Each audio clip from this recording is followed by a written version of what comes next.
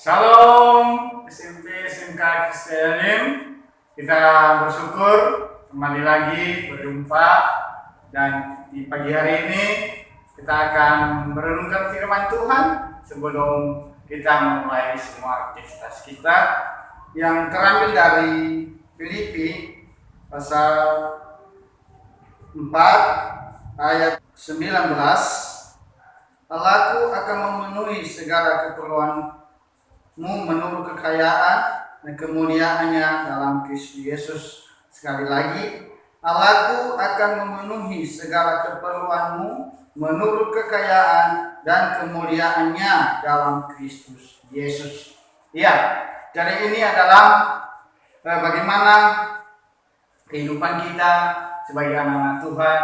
Kita harus mengerti bagaimana pemeliharaan Tuhan dalam kehidupan kita, ya, setiap hari, setiap saat, ya. Jadi di sini Rasul Paulus menulis ini kepada jemaat Filipi, yang memberitahukan kepada mereka bahwa segala keperluan kehidupan ini Tuhan menyediakan semuanya, ya. Jadi bahkan berkelimpahan, ya. Tapi di sini kita harus mengerti bahwa apa sih Kak yang menjadi pemeliharaan Tuhan dalam setiap hidup saya setiap hari? Pasti kita bertanya, ya kan? Nah, kita akan melihat bagaimana sebelum, ya, dunia ini dijadikan oleh Tuhan, ketika Dia menjadikan bumi ini yang terakhir, Dia menciptakan manusia. Kenapa bukan manusia yang pertama diciptakan? Ya kan?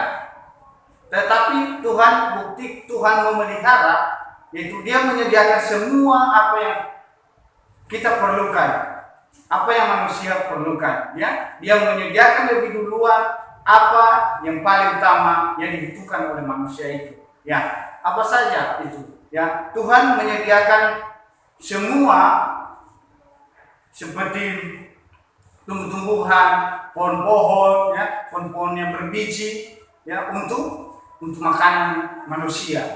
Jadi Tuhan menyediakan semua.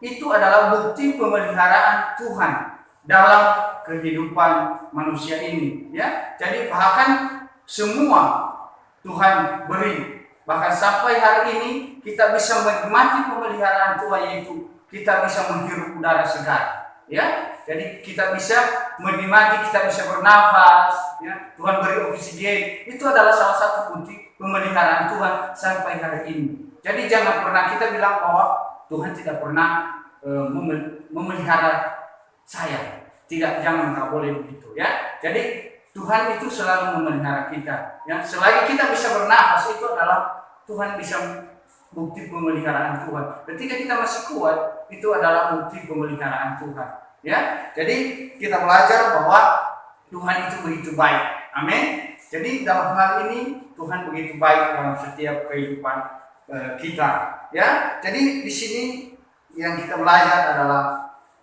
harus kita bersyukur setiap saat, setiap waktu. Amin. Jadi itu adalah bentuk pemeliharaan Tuhan. Yang kedua, ya, apa yang menjadi bentuk pemeliharaan Tuhan? Yang kedua yaitu Tuhan menjamin kehidupan kita. Apa jaminan Tuhan dalam kehidupan saya dan adik-adik, ya? Firman Tuhan mengatakan bahwa kamu jangan khawatir, ya, akan hidupmu, apa yang kamu makan, ya, apa yang kamu perlukan. Tetapi apa yang utama adalah yaitu carilah kerajaan Tuhan, ya. Artinya kita harus mencari lebih duluan Tuhan, baru Tuhan akan menambahkan semuanya, ya. Jadi apa sih yang kita harus pertama dalam kehidupan kita ini? Yaitu kita harus lebih duluan mencari Tuhan. Contohnya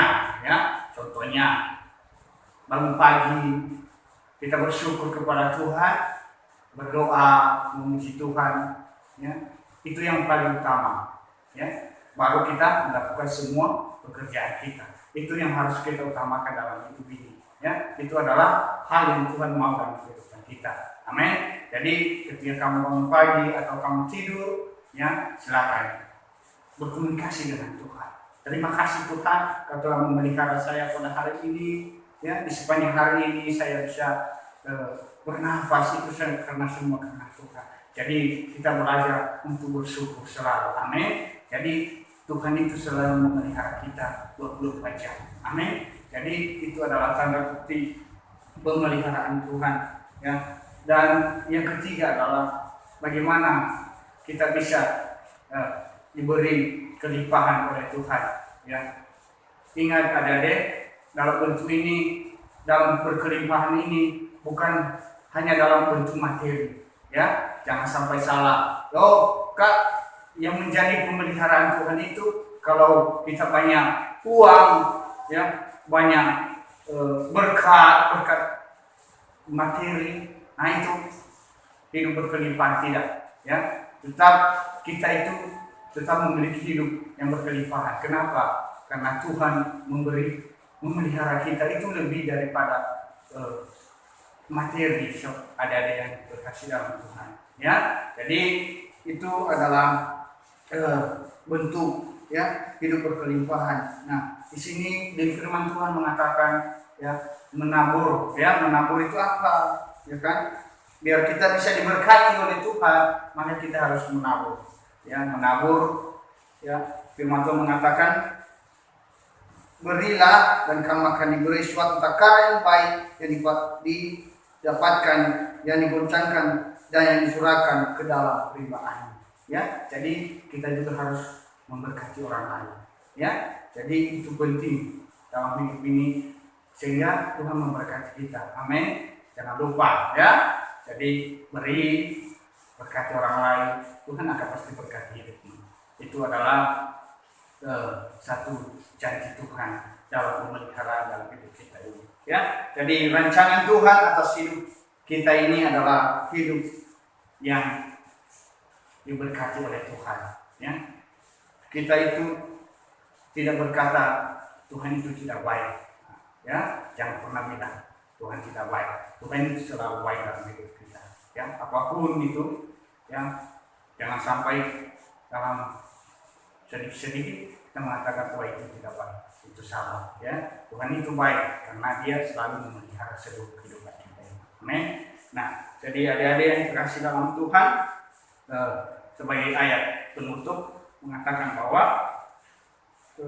Aku datang supaya mereka mempunyai hidup dan mempunyai dalam segala kelimpahan. Ya, di Yohanes pasal 10 ayat yang 10b ya. Jadi Tuhan datang, nah, Tuhan Yesus datang untuk memberi kita kelimpahan ya, di mana Tuhan Yesus ya memberi kehidupan untuk kita ya, di mana Tuhan dalam surga Dia datang, Dia jadi miskin supaya kita apa? Supaya kita kaya dalam rohani ya, bukan hanya dalam materi, tetapi dalam rohani itu yang paling utama ya, yang Tuhan beri dalam kehidupan kita.